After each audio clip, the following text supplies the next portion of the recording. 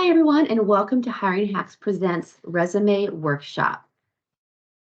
Just wanted to let everybody know that this session will be recorded and posted on our website for future viewing. My name is Jolene Martin, and I want to welcome everyone to our Resume Workshop. This is our second installment to our Hiring Hacks recruitment series. I have over 22 years of experience in recruitment and talent management. I am a white female with light brown hair with blonde and copper highlights. I am wearing a gray shirt with pink and purple highlights, and I have my hair in a ponytail today.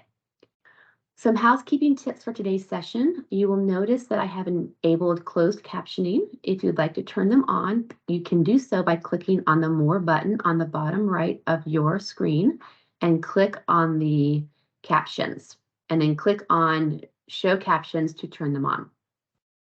We do have the chat open for anyone to ask us questions along the way, but we will have time for questions at the end of the session as well. You will see at the bottom left hand of your corner, we have a QR code for you to sign up with our talent community, and this will just allow you access to view jobs and our webinars. Before I get started, here is a little bit of a background on getting hired.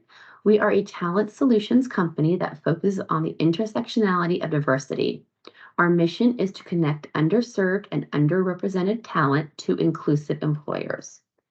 We have over 150,000 jobs on our job board at inclusive employers who are looking for talent just like you.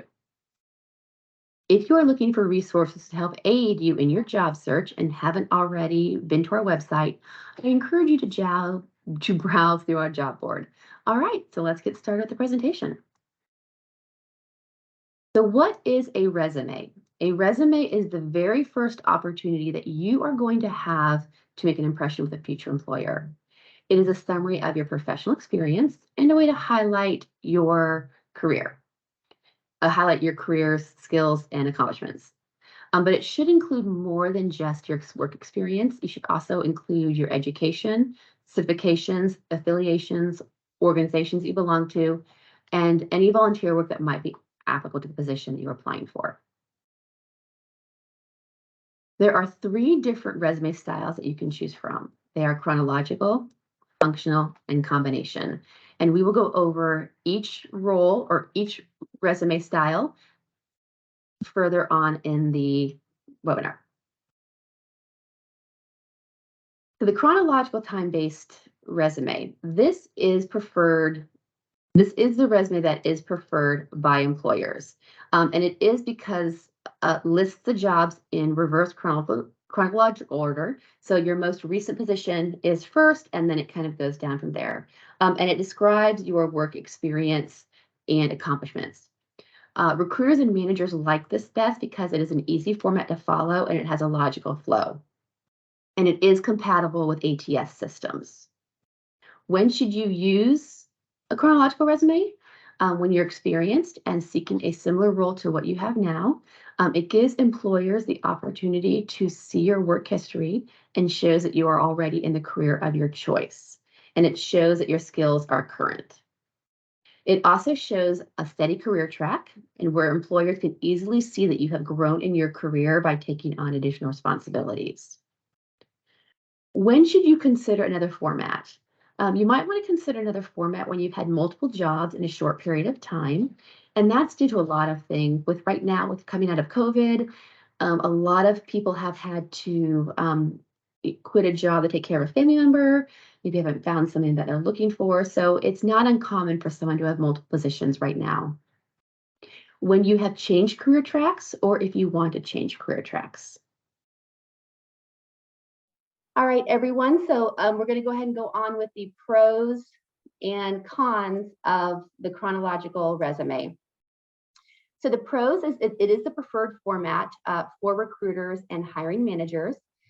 It gives a snapshot of your work history, and it's easy to follow your career progress or progression.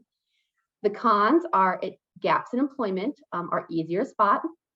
It can bring attention to limited experience, or when changing careers, the transferable skills may not be easily spotted.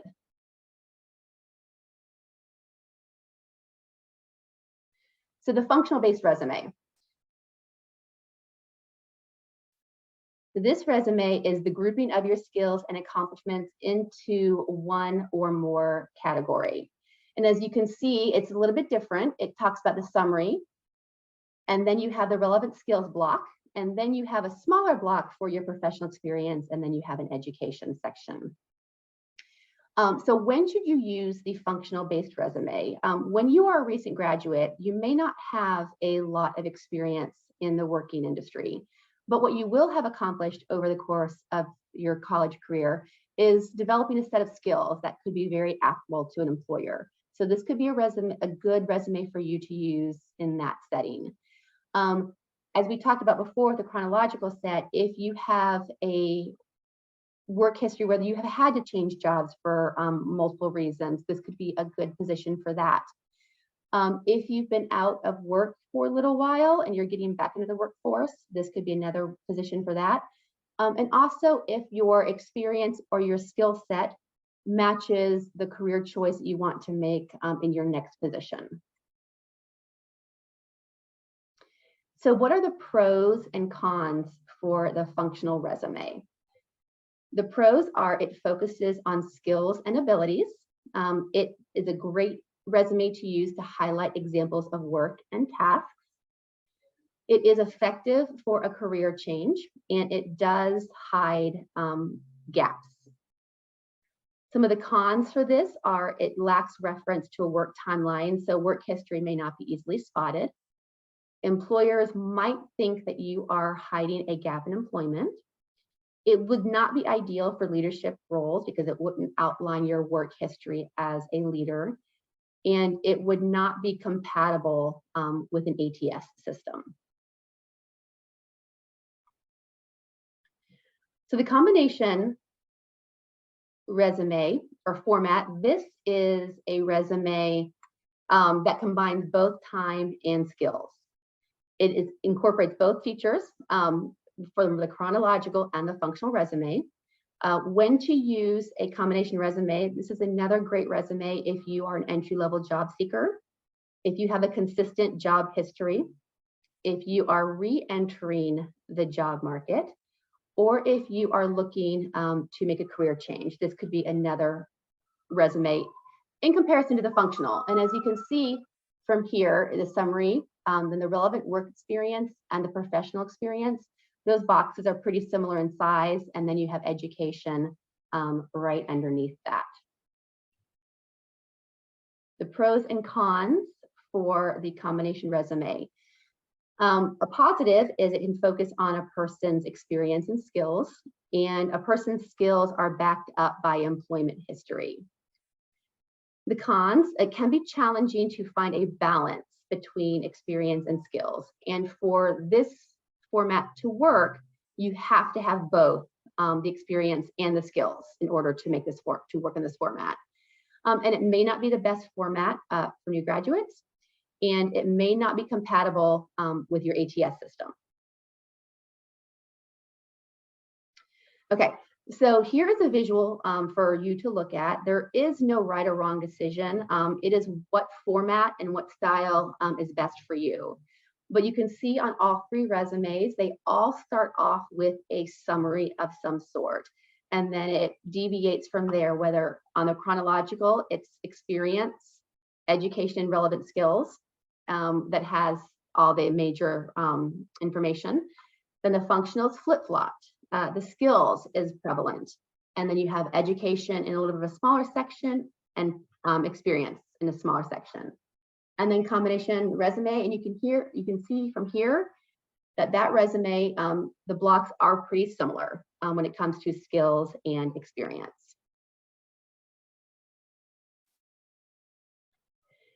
So what goes into a resume? There are 5 parts to a resume.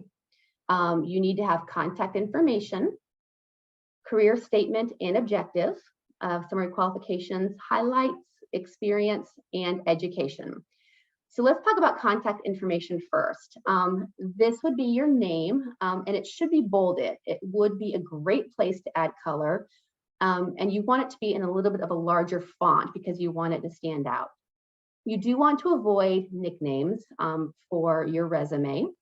Also, you'll want to make sure that you have a professional email. If you have an email that you use through college or high school, and maybe that's not the best resume or the best email to use for a resume, and you want to create a new one, they're free. Yahoo, Gmail, your AT&T, Verizon, wherever you choose to get your email from, you can get one for free, so you can make it a professional email.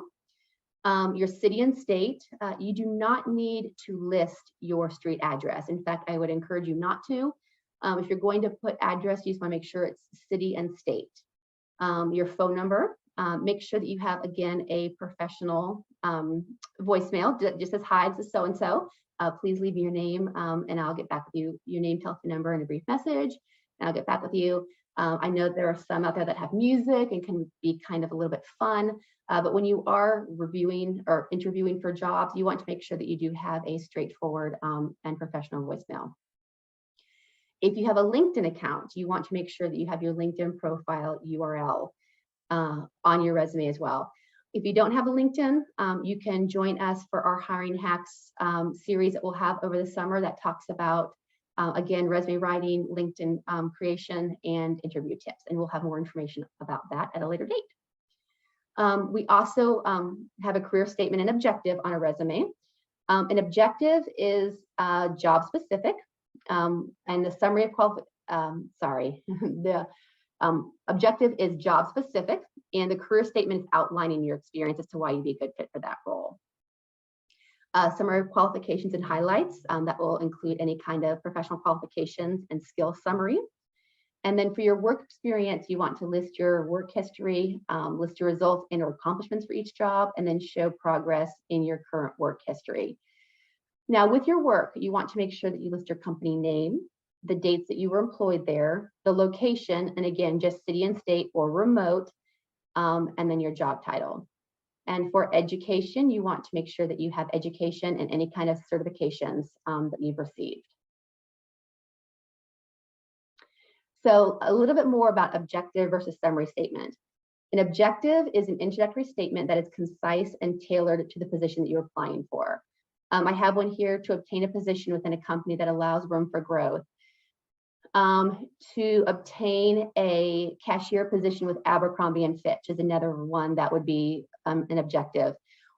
Objectives, what they do is they tell a manager something they already know. They already know that you're applying to their position. They already know that you want to work in that role. And it focuses on what you want, as in this one, that you want to grow. A career summary, it highlights your skills and the proven ways in which you have used your skills to achieve results. Enthusiastic, highly motivated human resource professional with over 15 years of experience in recruitment, staffing, innovative, goal-oriented individual who always delivers results. A team player with outstanding interpersonal and problem-solving skills. This shows employers that you can articulate your value to them, and ensures a clear understanding of what your selling points are. So let's talk about writing your resume. Did you know that recruiters only look at your resume for about an average of 7.4 seconds before they make a decision on if they want to move forward with you?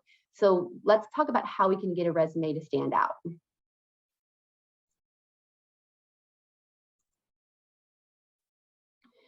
So you want to, first of all, you want to choose your resume style. Think about what you're going to be bringing to the table. Think about what information that you want to share with a manager, recruiter, company. And then you can decide which resume format is going to be best for you, whether it's going to be chronological, functional, or combination. Once you have that, you want to choose your font. Now, I've listed on here, these are not the only fonts that you can choose from. There are a plethora of different fonts. The ones that are on here are the ones that, when I did my research for this, that they have decided that this is the best font for 2023. We've got Cambria, Georgia, Times New Roman, Garamond, and Calibri. I personally use Garamond. I just like the way that it looks on paper. It's kind of striking and it's very easy to read. For font size, you want to use 11 or 12 point based on how much information you're going to be sharing. You want to use bold, italics, and color sparingly. I do think it's a good idea to add color to your resume. It just makes it kind of pop a little bit more. Objective versus summary. Again, think about what you want to say in your on your resume. What do you want the first statement to be when employers and recruiters are looking at your resume? And resumes should be 2 pages max. And going back 10 years of experience is pretty standard right now. If you are in an interview and they want more work history, then they'll ask at that time. So, tell me a little bit about what you were doing prior to 2010 or 2013. Oh my goodness, time flies. And then you want to make sure that you are spell checking, proofreading, and sharing. And the reason why I call out sharing, and sharing is so important, is you're going to be reviewing this document for a while. You're going to be reading it and rereading it. And you want to make sure that you share with a friend, a colleague, a family member, because you can look at for something for so many times and still kind of miss little details. Spell check is not going to catch the difference between there, and there, or your, or any kind of common word. So you want to make sure that you have another set of eyes on it that can really just kind of speak to what you're trying to say. All right, so let's talk about best practices and common mistakes to avoid. So you do want to make sure that you are using consistent bullet points if you do go the bullet point route. I know that a lot of times resumes have sentences and paragraphs. People are kind of getting away from that because, again, 7.4 seconds to have a recruiter look at your resume. You want to make sure that your information is concise, to the point, and right in front of the recruiter. Again, add color to stand out. Keep resumes to 2 pages. You want to be consistent with font. So you would want your heading and your name to be a little bit of a larger font, and then the document that has, or the actual meat of the resume, you would want it to be in a little bit of a smaller font. So maybe your name is, I don't know, like 36 point, and then each header is maybe 20, 24 point, and then your font is anywhere from 11 or 12. You want to keep it to 2 pages. You want to save it as a PDF when you are emailing it to employers. And then if you are going to load it into an ATS system, you want to make sure that it is in Word format. And as I was going over this with my team, it was pointed out that a lot of times when you have a PDF and you try to upload a PDF into an ATS system, it may not go through correctly. So it may get jumbled when it's making the transition from a PDF to an ATS. So it's really important to think about that when you are loading to an ATS system, that you do use the Word format. You do not want to add personal information. So you, again, don't need to add your street address, your social security number, your birth date, your marital status, if you have children. None of that needs to be on your resume. Your resume is just a document of your work history and how they can contact you. You don't need to add a picture. We've kind of gotten away from that from a little bit as well. And you want to make sure that you have a clean break between resume pages. So, what that means is you don't want to carry over job details to the second page. So if you have a job, let's say you were working at Disney, and you have all these great things that you've done at Disney. You do want to keep it to like maybe 3 to 5 bullet points, but you don't want it to end on 2 separate pages. Your second page should be a clean break with either a new job title or a new company position. And also, you want to make sure that everything you put on your resume is accurate and you're not misrepresenting yourself. So a little funny story with that. I'm not sure if we have any Friends fans on the call today, but Friends is a show from the 90s where one of the characters, Joey Tribbiani, was an actor, and he was going for an audition. He had this great headshot with all his experience, but he had his skills. He could drink a gallon of milk in 10 seconds. He could speak all these languages. He could ride a 4-wheeler, or not, like a bicycle with roller skates. And when he was asked to do some of these things in the interview, he couldn't do any of it. So obviously he wasn't able to get the part. So just a funny little story, but just keep in mind that you could be asked in an interview about some of the skills that you've done on your resume, and you want to make sure that you are able to articulate that you have done those things and provide details on how you've done them. Okay, so this is a resume sample, and this is going to be with a career summary. And I selected this resume just because it has the soft gray color here. Hunter Hollywood, who lives in somewhere in Indiana. He has a very common phone number, 555-123-4567. We do have a splash of color here. So it talks about this individual's experience, compassionate, dedicated, and reliable. Their company, their job title, and then they have their dates. And then it kind of goes from there. And then we have, we don't have education on this. So this resume is missing education. But can anybody kind of look at this? And we've talked about the do's and don'ts or common mistakes to avoid. Can anyone maybe put in the chat as to what they see might be a concern if a recruiter were to look at this resume?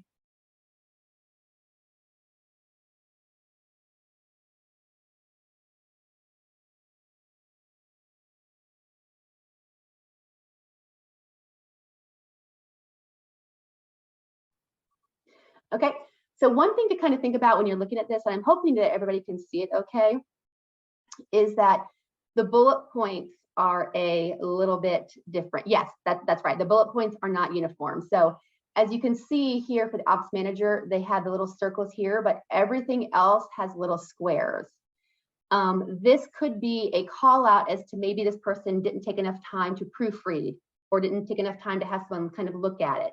And so this could show that maybe someone isn't detailed. If they were going for a detailed position, such as an accountant where they have to review numbers, or even an office manager, it's showing that maybe there's a little bit of a lack of detail. So this might be a call out for a person.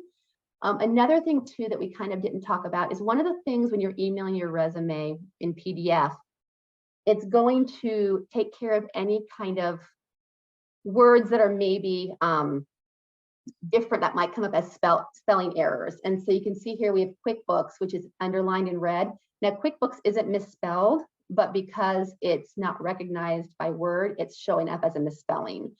So when you put your resume in PDF, when you're emailing, it will take away anything that kind of looks like it's not normal. And so it looks very clean and there's no spelling error mishaps possible.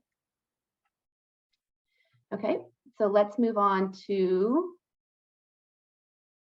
the next one. Okay, so now this is a sample resume with career objective. And you can see here, it says, I'm excited to apply for the position of cashier with Aldi. So right there, this is very, very specific to the one company that they're applying for. Can anybody kind of look at this resume and maybe tell me if this is a chronological, functional, or combination resume?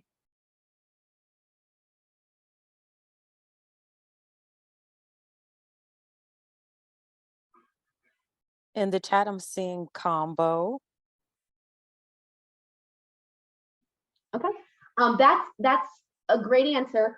This one would be a little bit more of a functional because it doesn't have any of the history of what they're working. It just has the work history, but there's no like information down here of what they've done. But you can see they've done some great things with a splash of color. Their career objective, they have their skills, their professional skills, their work history and education. Now, the one thing that I do want to caution about, like with Kelly's resume here, she does have a objective, but her objective is very similar, or not similar, I'm sorry, it's very specific to Aldi. And so some things that have happened in my career as a recruiter is when people create specific objectives, they sometimes forget to change them or remove them. So I can't tell you how many times I've had someone who has reached out to me to apply to a company that I've worked with, and they've had a different company name on it. or they've had a different company job title. So maybe they were going, again, they were looking to play Cinderella in Disney, and they sent it to me, and I'm looking for somebody who can be a marketing manager with Disney. So sometimes you get so caught up and you're so excited to send this resume out that you don't remember to change the objective. And that's why I recommend career statements and career summaries, because it's just a very specific statement about you and about your skill set and about what you can bring to the table versus specific to a company. Okay, now this resume, why I wanted to pull this one up is, again, you have the person's name, their phone number, and their email. They have a very detailed summary statement, but really what I wanted you to see is the summary of qualifications stand out, how we talked about. So you have on the summary of qualifications, you have all the different things that this person can bring to a table. So that's really important as to adding that block. If you want to make sure that you have it set up in this kind of format and that you have detailed experiences of what you've done for your qualifications and that you can bring to a table. Okay, now where can I find resume templates? Microsoft Word. If you go to open up Microsoft Word, if you go to new file and templates, that's where you'll find those. MacBook Pages is very similar. You'll go to new file and template. We also have online, and again, these are just some of the 3 that I found in researching this. It's myperfectresume.com. It's a free site, resumegenius.com, and Canava. They're all free sites for you to kind of look at and select. Now, there are some sites that will build a resume for you, but you would still need to kind of put together all of the information that we went over today to make sure that all the information is in there. And then that is it. So do we have any questions? And I want to thank everyone so much for attending today.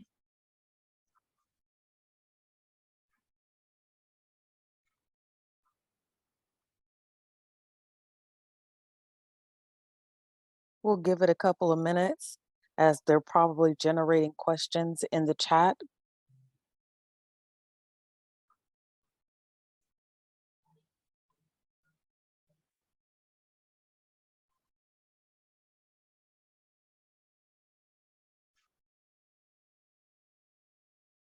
First question, how do you get a remote only job? I'm unable to work in person. That's a great question. What you can do is in your summary of skills, you could say a dynamic and energetic manager looking for a remote opportunity where I can bring my leadership skills to a nationwide team or a team who's housed across the country. So if you put it in your summary or your objective, whichever one you choose, you can make it sure to say in there. For me, like I work remotely, so the companies that I've worked at will list it as remote. Next question, will a transcript of this webinar be sent to us or the recording? Yes, I do believe we share the recording of the webinar.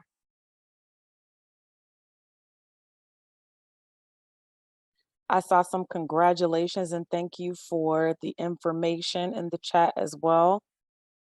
No, thank everyone so much for attending. This is my first time going over this information with just the resume piece of it. So I am very excited that you were all able to attend and to join me on this journey. And I apologize if I stumbled just a little bit with my words from time to time. I'm just super excited to share this information with you. And so sometimes I just get ahead of myself, but I want to thank everyone so much for this. You did an amazing job. Just wanted to follow up. I got some insight on the back end. This recording will be found on our website at a later date. And we have a few more questions in the chat. What about disclosure of a medical disability? I would not put that on your resume, but it's really it's your choice. It's your choice on how you want to share. If you want to share that in the interview process, if you want to put that on your resume, You certainly don't have to. It's your choice and what you're comfortable with. Awesome. Next question is, how often should a resume be updated or changed? A resume typically should be updated once a year, unless you have switched positions. So if you switch positions, I would definitely make a new resume, not right away because you just got this new job and you're super excited.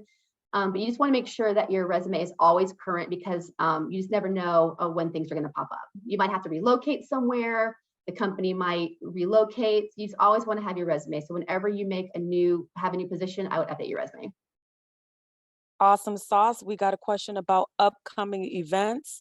And so we're doing a Getting Hired Presents Hiring Hacks to Get Hired on June the 15th at 12 p.m. As well, we are doing a mock interview hiring hacks. That should be really amazing. July 19th at 12 p.m. Eastern Standard Time. We look forward to having you then. Additional question that came out is, when is the next hiring hack event? I've already answered that. Is this a series? How often do you do these? I will let, if Jolene, do you want for Yeah. me to answer? No, we're good. Or- Right now we're doing them quarterly. We are working a cadence where we are going to try to have one every month. Like this one is resume writing. Then we have the hiring hacks, which is resume writing, LinkedIn profile creation, and interview hiring tips. And then in July, as Brittany said, it's going to be the mock interview. So we're working on having one event a month. So hopefully we'll be able to get that updated on our website. We'll have all the information of the upcoming events. Got another question in the chat. How would you recommend highlighting new achievements in the same role when updating a resume? Okay, can you repeat that again? How would you recommend highlighting new achievements in the same role when updating a resume? When you're highlighting new achievements, you can bold them. If you want something to stand out, bold it. And that will show that it's a newer achievement, or that'll show that it's something that you really are excited to call, that you want to share with whoever's gonna be looking at your resume. Awesome. Thank you so much.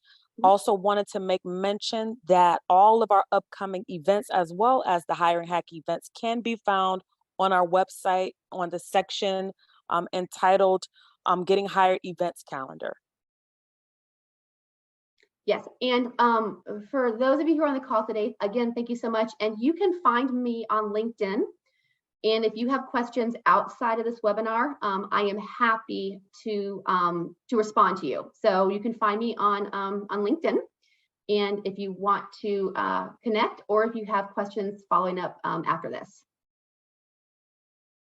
Thank you so much, Jolene, for being the amazing person that you are. I learned a lot from this webinar, and I know that there will probably be some that'll want to stick around to ask you some questions. So we will absolutely do that for the next half hour or so. But thank you so much for everyone attending.